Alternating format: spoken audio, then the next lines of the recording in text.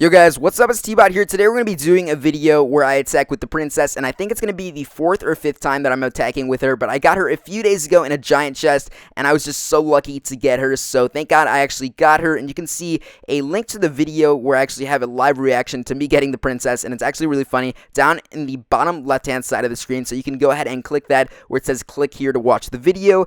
So it's a great video, but you can see on the screen right now is the level 1 princess. We're going to be doing some attacks with her today in Arena 7. So I think I'm going to be using not the Ice Wizard in my battle deck, but I'm going to be replacing the Knight with the Princess. And I do have both of the legendaries, so I was so excited to get the last legendary that I finally wanted.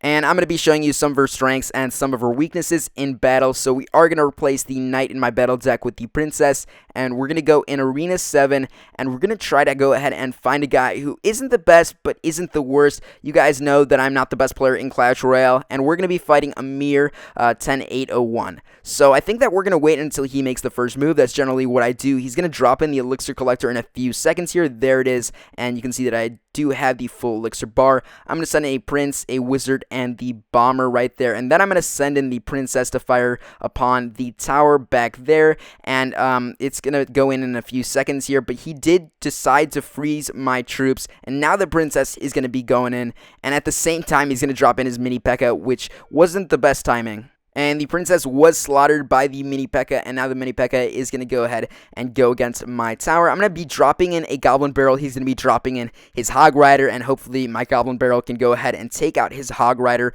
which they were actually successful enough to do. And the arrows took them out. So the Princess, my first opinion of her is that she basically just does a lot of damage while like the troops meet shield in front of her. I really like how she's out of range of every single thing in the game. Sort of like the mortar, but she's a troop, so it makes it a little bit better. She's not like a defense or anything like that. So the Prince is going to be going in on the right side. Hopefully we can take this guy out. We should be able to, because I do have an advantage over him, and if I don't, it's because I suck at the game.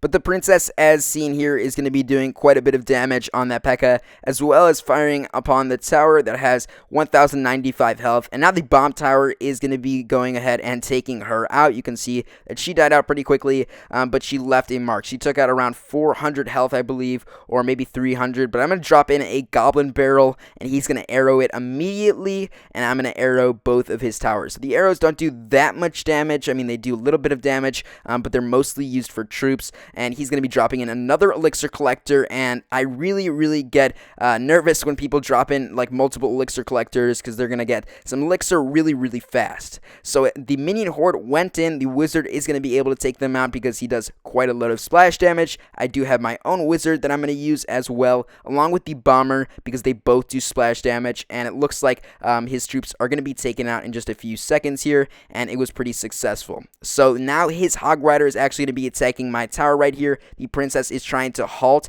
his advance, and it does turn out that she was successful in taking out the Hog Rider. So now she's going to fire upon the tower right there, and the Wizard is going to be able to take her out.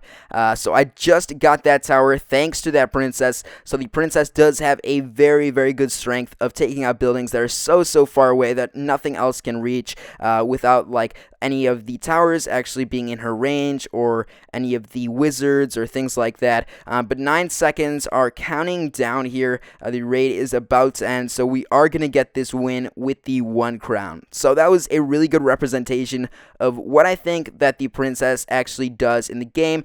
For example, one of the weaknesses that she has is that if a troop is dropped close to or near her, she probably won't be able to take it out, even if it's like a spear goblin or just like regular goblins are probably going to take her out before she can actually fire her arrows. But on the other hand, she can take out buildings and troops that are so far away, and like no troops can actually do that besides a mortar or just something different like that, or a fireball. But she's just a really great troop, and I love using her in battle. She can fit in almost every single deck that you use, and that pretty much wraps up the video. So thank you guys so much for watching it. Tell me what you guys think in the comment section down below. If you guys want free gems, click the first link down in the description, and if you guys want to see the video where I unlock her, it's a huge funny reaction, go ahead, click the first link down the second link down in the description, and I'll see you guys in the next one. Peace.